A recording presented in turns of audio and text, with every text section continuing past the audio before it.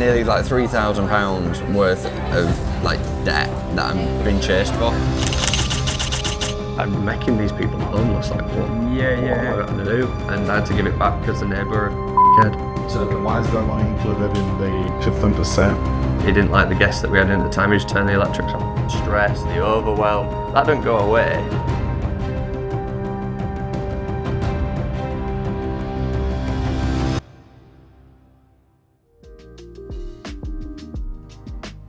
So I have 6 of my own rent to rent, and then the other 22 are ones that I've sourced to investors, staged and used my team to stage. So they've invested like hands off, and then we manage them now as well. So it's great to be able to get cash flow along the way, but I will say like the market of SA has changed a little bit, and like there's more demands in terms of there's saturation in the market, there's a lot more people doing it. Then we've also got like interest rates going up and rents going up, energy prices going up, so there's a lot of different things that have made the margins a little bit squeezed. And I think you've got to adapt to the market at the end of the day. You've got to do what you do, but let's take you around, let's show you what this is kind of like.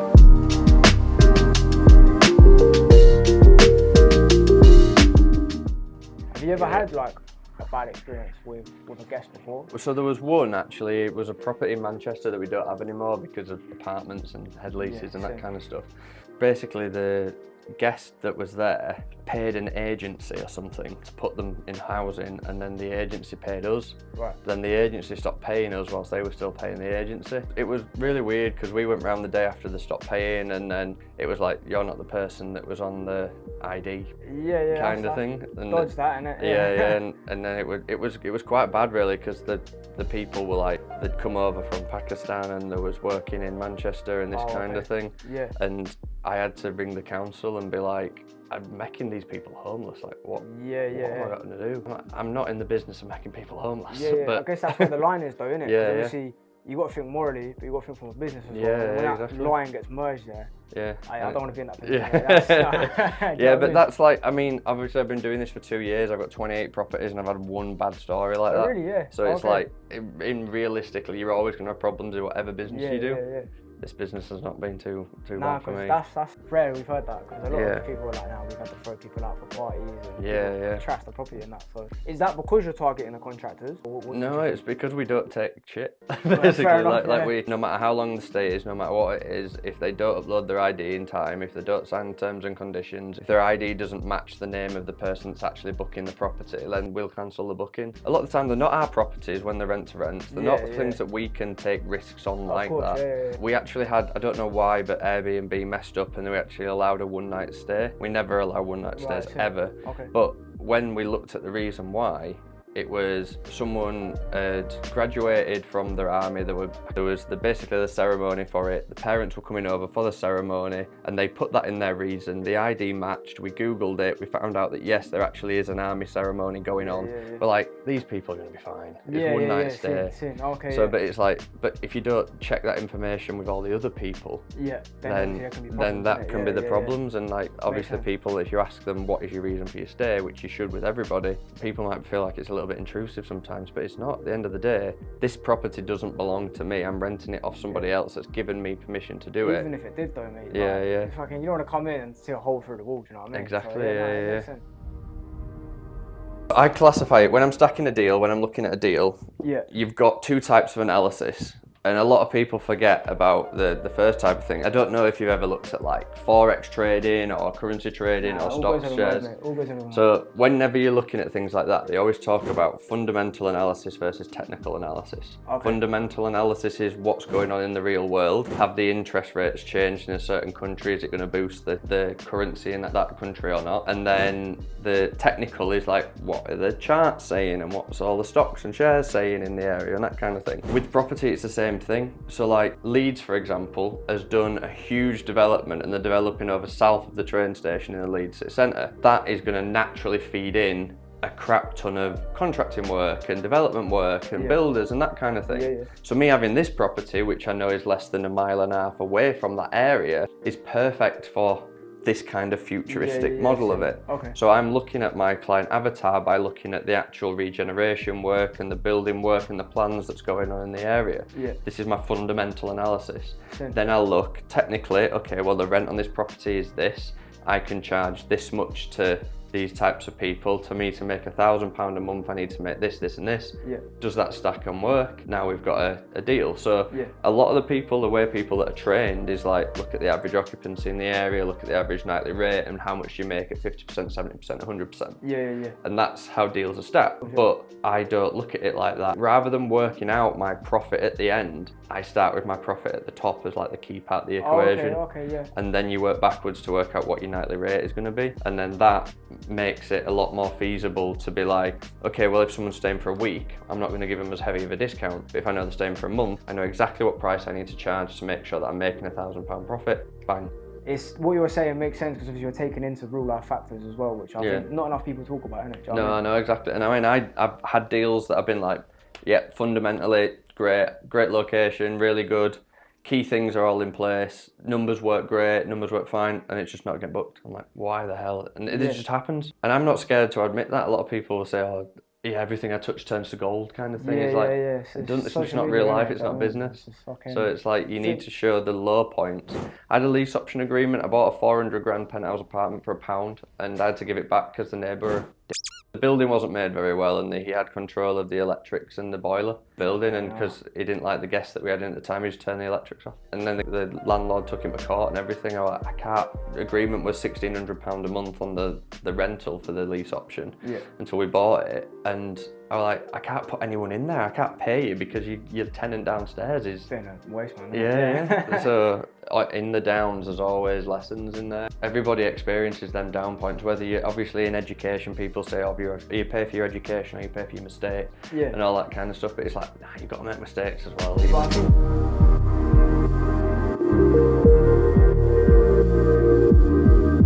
When it comes to service accommodation, one of the biggest issues that no one talks about this, is bins. So, especially like this, when you've got a really narrow kind of driveway coming down, you can't get your bins collected by commercial bin hire. And because you have guests in the property and the guests don't care about recycling and putting things in the right bins, you get this mess all the time. So we have now, because of all the crap that's in this one and the one that's down there that's got all the crap in there, we need to get external bin hire and external bin companies to come and empty these. And the company that we use is £36 a bin each time. So as you can imagine, that can rack up. So if you can put a system in place where your guests can be better at getting the stuff in the right bin, it's definitely something to try and do. Timing couldn't have been better, could it? Are you getting them letters all right? Oh yeah, mate, it's doing great. But it's just obviously the crap at putting the stuff in the right bin.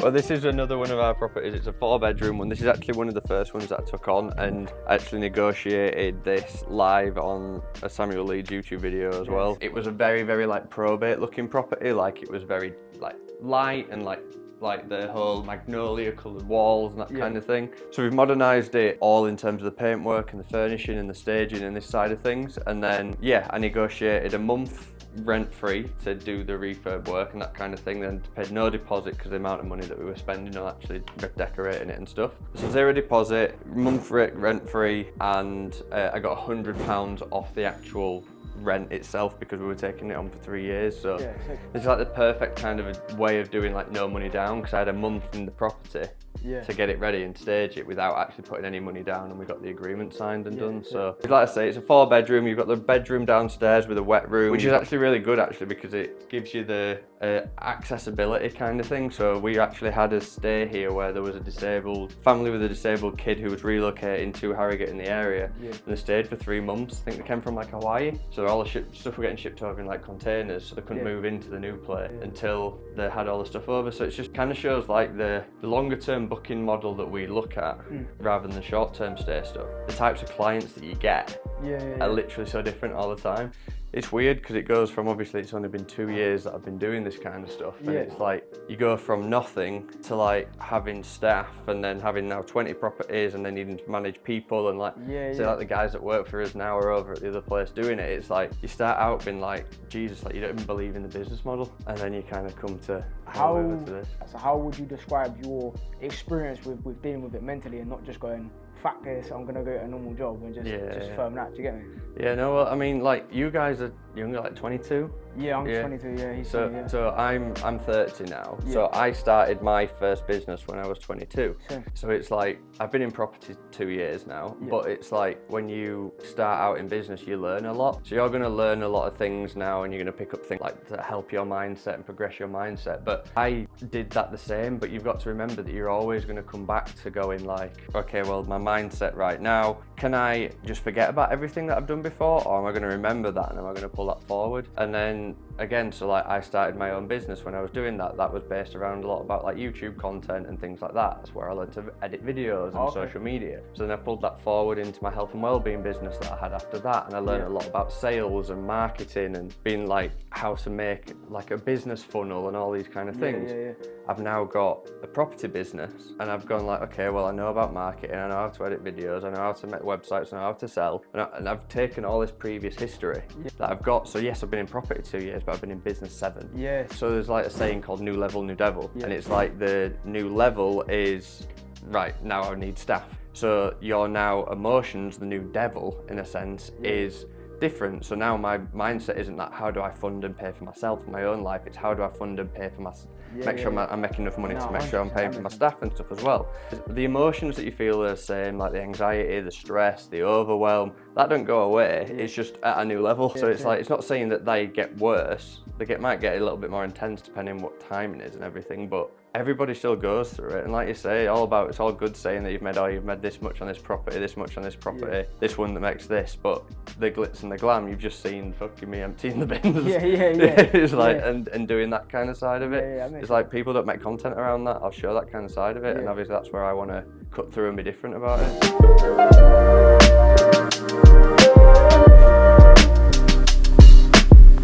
So since we have been sharing everything, the goods and the bads, one of the key things that we started out doing when we were doing Rent to SA was we were sourcing, we were staging, and we were offering hands-off management. And what happens a lot of the time, obviously, when you're doing this, is when you're sourcing the property, you're the one that has the lead connection with the landlord or the agent, whoever's kind of sourcing the deal to you. And I've been finding out a lot more recently the bad issues of this. So some of these properties that we're giving back, and obviously like the disasters that we were telling you about that were happening last week, I'm now getting emails and text messages from debt collection companies and like actually like the people, if you don't pay, will take it away kind of thing, about council tax and about bills and things like that that weren't meant to be put in my name, but the landlord's messed it up and put them in my name. So we have nearly £3,000 worth of bills that have been put in my name that I'm getting chased for barristers, but they're going to the property addresses that I don't even live in.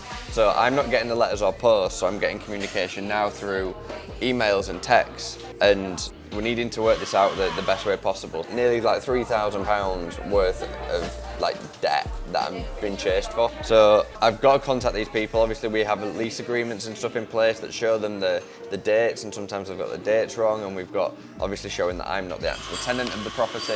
It's just other things for people to think about, is that even though when you are taking on these properties, you've got to take on everything to do with these properties. Like we have everything normally really systemised, but these couple of properties, especially when we were first starting out, are definitely things that we've had to learn from, and definitely things that have been annoying, and now they're coming back to haunt us and taking up us time, because the councils are the worst people to speak to on the phone and stuff as well. So we're just trying to get these bits sorted, but yeah, it's sharing it all. It's not all sunshine and rainbows.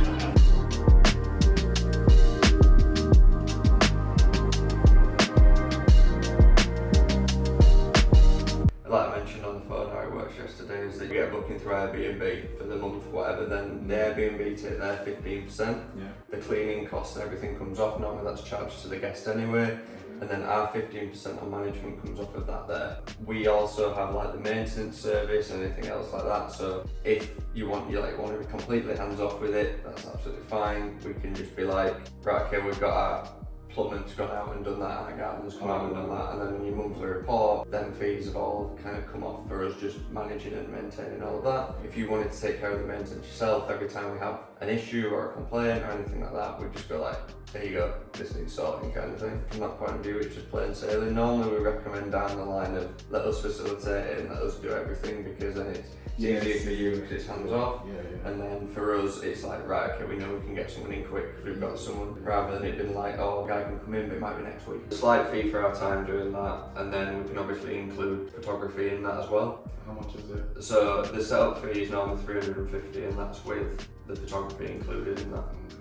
So why is that not included in the 15%? Because obviously that's a setup cost, that's not a running cost. The 15% is obviously us running it day in, day out of the month. For us initially to get started, initially to do it, that's the 350 is there, our management setup fee there.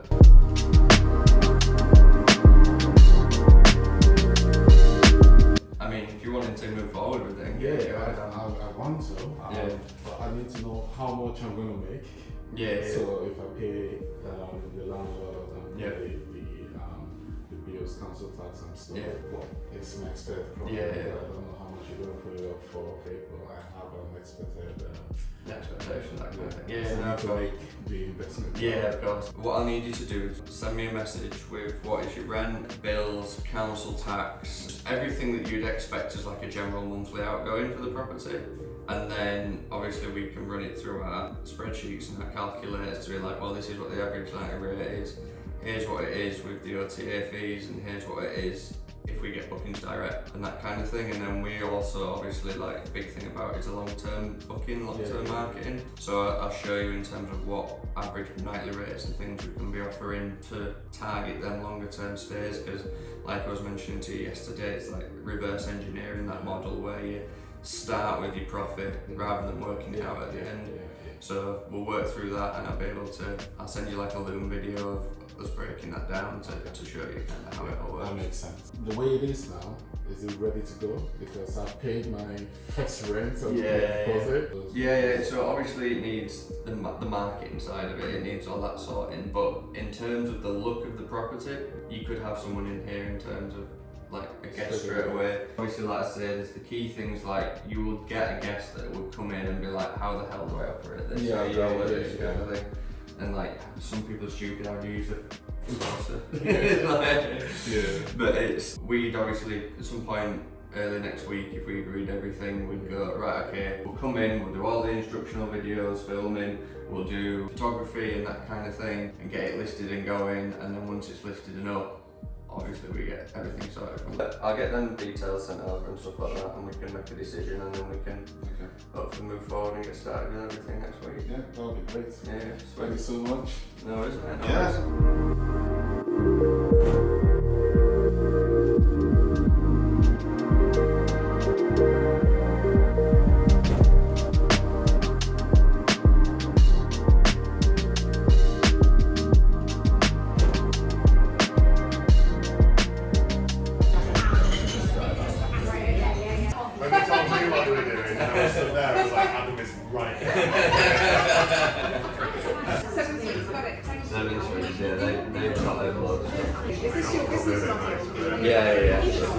Short term, I'm hearing people's conversations and just selling to them. So yeah, sometimes when you do this kind of thing, especially to random people in public, it can be extremely nerve-wracking when you're trying to pitch a business and pitch an idea to someone who obviously doesn't know who you are, and you're interrupting their day. It's never easy, but at the end of the day, they've got a problem and you've got a solution, and you're trying to help as many people as possible. That's the reason that we're in business. You found a problem, and then you find a solution to that problem, and then you help other people with it. So if you can do that, it's obviously an amazing opportunity to try and keep building and keep building and keep building that. And you never know where them opportunities might come from. There might be a random person in a coffee shop, it might be someone at a train station, it might be someone sat next to you at the pub. It happens all the time, and you've got to be on your toes thinking about it. And you know what? The worst thing that you can say is no or go away. So you just got to kind of get on with it and do it. But I hope you guys enjoyed this video. I hope you find it informative. I hope you like just seeing different elements of the stuff that's going on in my life, in this world of entrepreneurship, in this world of property investing, and just seeing how we're growing as a business and how we're doing things as a business as well. So we're going to keep sharing, we're going to keep documenting the process, and we're going to keep getting you guys as involved as we can. Very, very soon, very, very soon, I'm announcing some exciting new communities that I'm going to be bringing into play. Stuff for people that are already running essays, people that want to get into deal sourcing and things like that. And then we're just going to be able to help each other grow and build together and do it with like-minded people as well, because that's one of the most important things that we have in property. So if you guys are excited for that, leave me a comment down below. Let me know what other kind of content you want to see. I've taken your feedback on board and I'm going to be implementing them kind of things very, very soon. Please like the video, subscribe, and hit that notification bell, and I will see you guys in the next video. Catch you in a bit.